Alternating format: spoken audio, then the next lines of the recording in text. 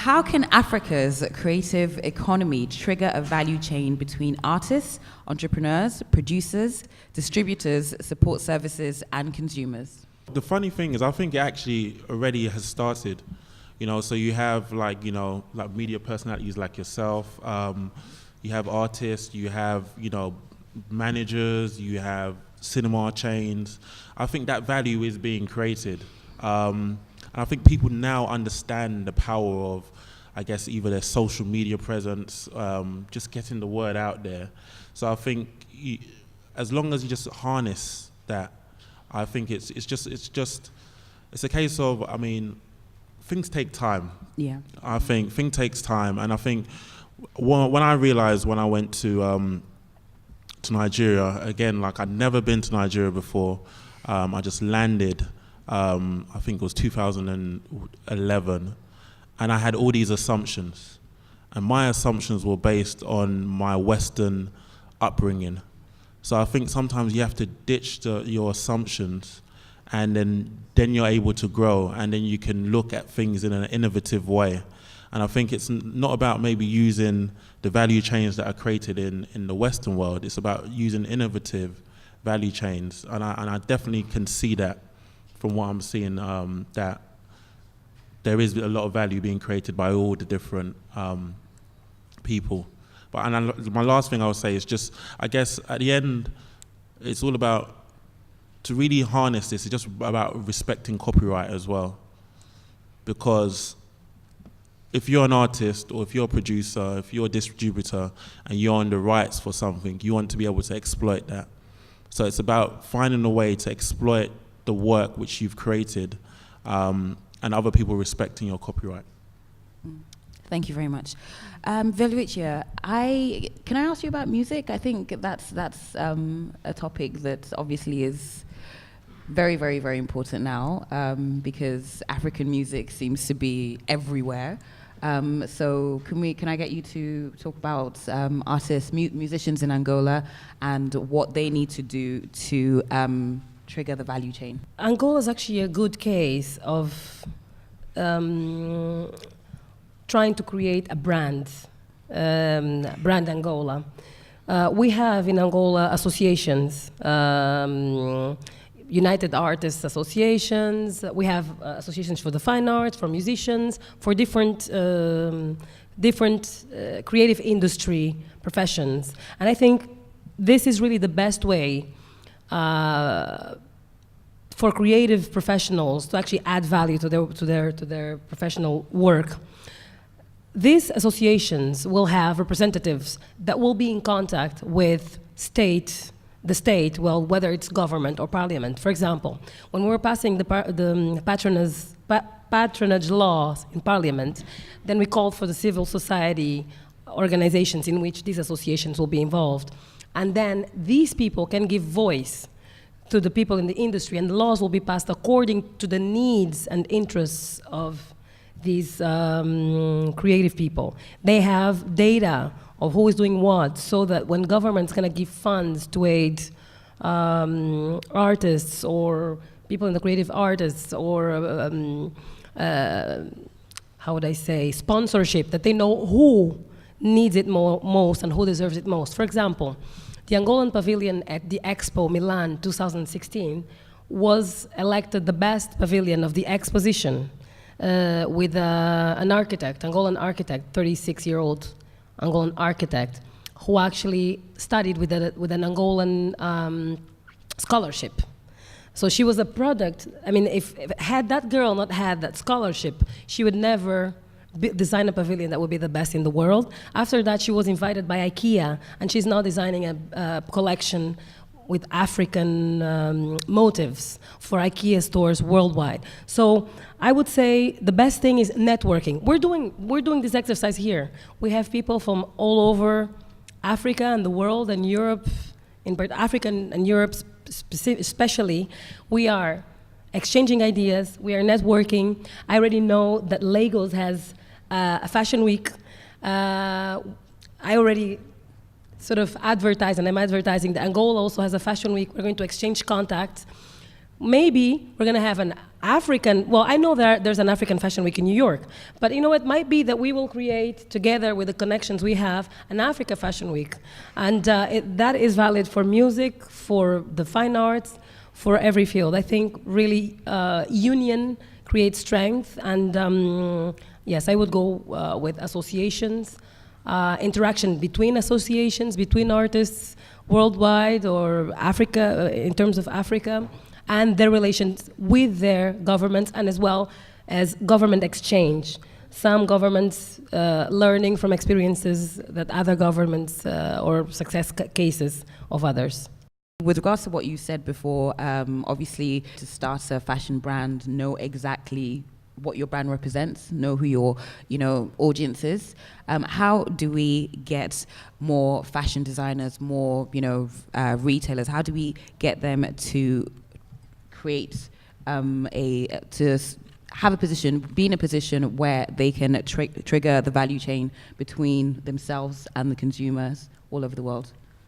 Okay, it's something we're really very passionate about at Style House and Lagos Fashion and Design Week.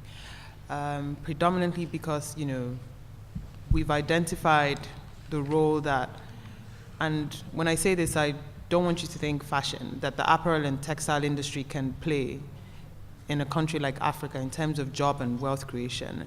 And that can only exist if you look at it as a value chain and not fashion in isolation of apparel or textiles. So when you bring everything together, then you understand that it's going to have like a ripple effect.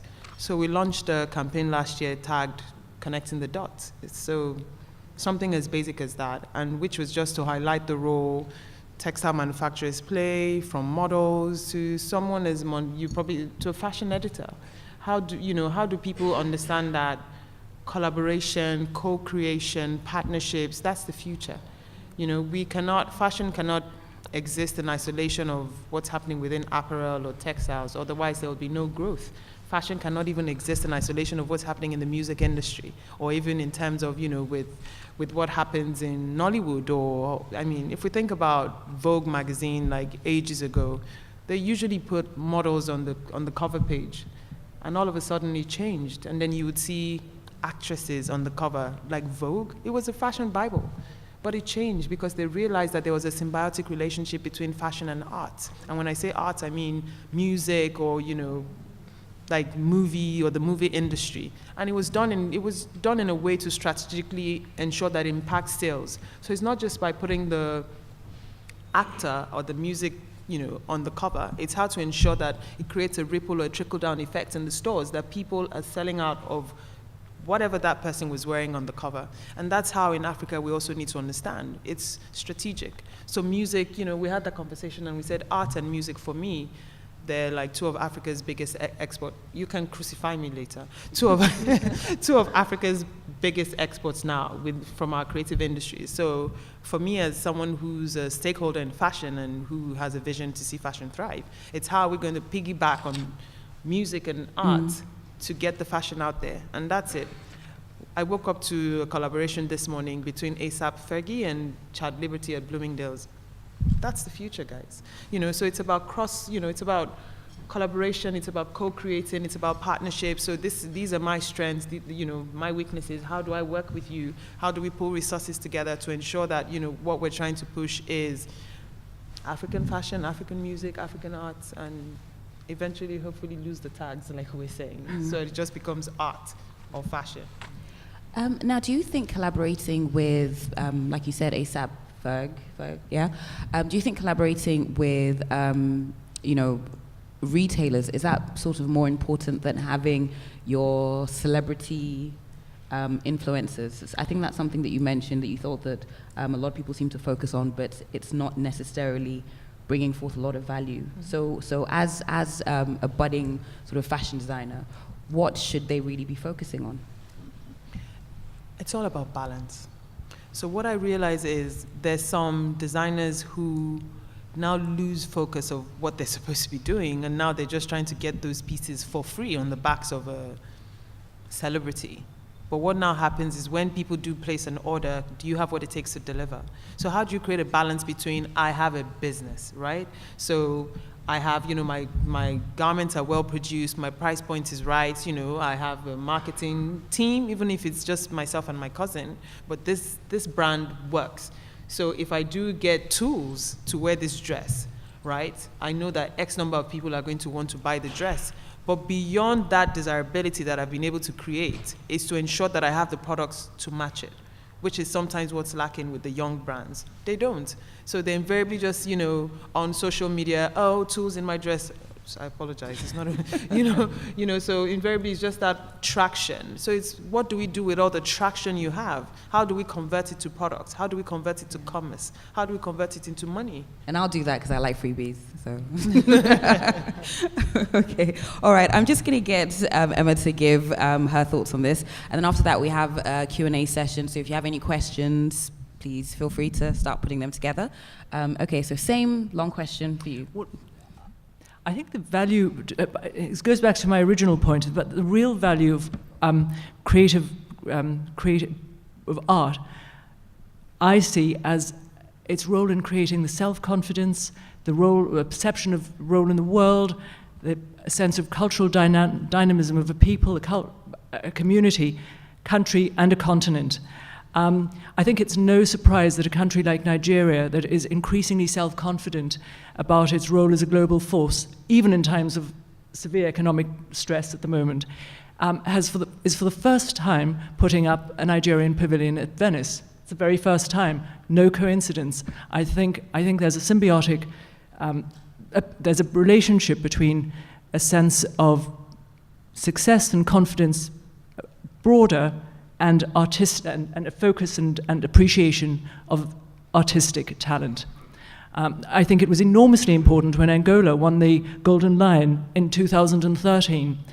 The first time, it's one of the world's most prestigious art prizes, and it was the first time an African country had ever won it. Hugely important for perceptions, I think perceptions on the continent, self-confidence and dynamism, and that sense feeds through to all areas, and that, in my view, is one of the real values of our creative talent. Thank you very much. In 2012 or 2013, we actually invited the World Intellectual Property Organization to Nigeria to speak at our Fashion Business Series, which is a part of Lagos Fashion and Design Week, which is designed to educate and to get people talking about some of the issues in the industry. It was an interesting panel. You know why? It was half empty. Do you know why? Because while it's really important to people, they're still thinking about other things, whether carelessly so or, they're still thinking about funding their businesses, still even trying to get it off the ground. And when we talked a bit deeper with, in terms of process for registering a patent, it made it even more cumbersome, like how much you have to pay, So it'll be interesting to sit in the room, with the policymakers and find out if it can be simplified a little bit. So recently the whole thing with Fenty, Puma, and Rihanna and all of that, that's fantastic because they have the money. They have a lot of money at their disposal. If Christian Louboutin wants to debate, someone YSL's just copied my red, so there's money to fight it, and there's money to register all the patents. But for a young brand who's discovered something that's innovative, you're still struggling to get it produced, you're still struggling to get into a trade fair to get someone to see. And don't get me wrong, I come from a legal background, and I have fought battles, and I'm still fighting battles, on intellectual property within our business that we do. So I do understand the role it plays, but how can we maybe simplify it a bit so that a young designer can even feel encouraged to, I can actually reach out and do this because I know I can even afford it. And this won't affect my bottom line in terms of I'm just a designer trying to produce a collection for sale. So that's my opinion.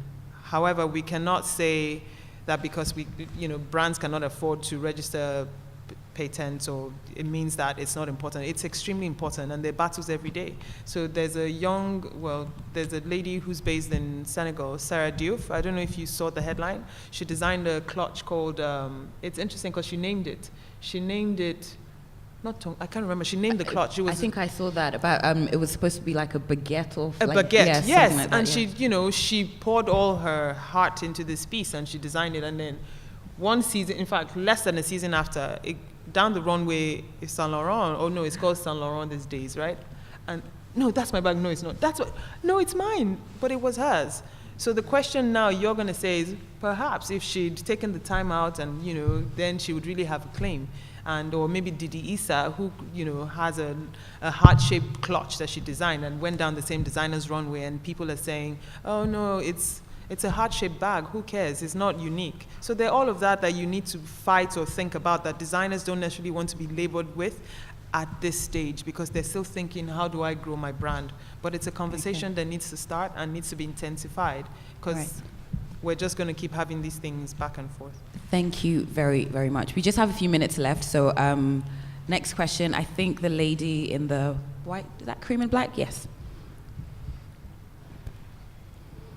Hi, my name is Jemine Rawane, and I work in the retail space. My question was really about those who are looking to develop or invest or start businesses in the creative spaces.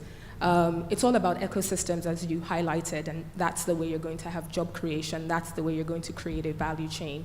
Do you have critical examples of people who've been able to do that, or brands that have been able to do that on the continent at this point in time that are not in music or film? Because we clearly know Nollywood has an ecosystem today, and we know that thanks to the likes of Nigerian music and South African music, due to MTV base, we've been able to also create an ecosystem there where that, in those industries are creating jobs, they're creating product, and there's a value chain. So I know that there's been a lot of talk about in art and in fashion, we have to do this, but what are the examples of those who've actually done it, or is it still a hypothetical of things that have to be done versus people actually doing it on the ground? So curious to have concrete examples, that way we who are interested in that space can start to understand how we can leverage or input our own insights based on the experiences we have in the West to leverage that and bring that into Africa as well. Okay, who'd like to take that one? You said outside of music and film. Yeah, so. It have to be either art, fine art, or fashion. Do you want to? Do you want to? Well, I'm sure in art, I think the most important in terms of art and leveraging is creating local museums, both private and public. And for that reason, I'm very excited about the Zeitz Museum of Contemporary African Art, which is opening in Cape Town in September this year, because it'll be the first world-class museum on the continent showcasing and dedicating exclusively to contemporary African art. I think hugely exciting.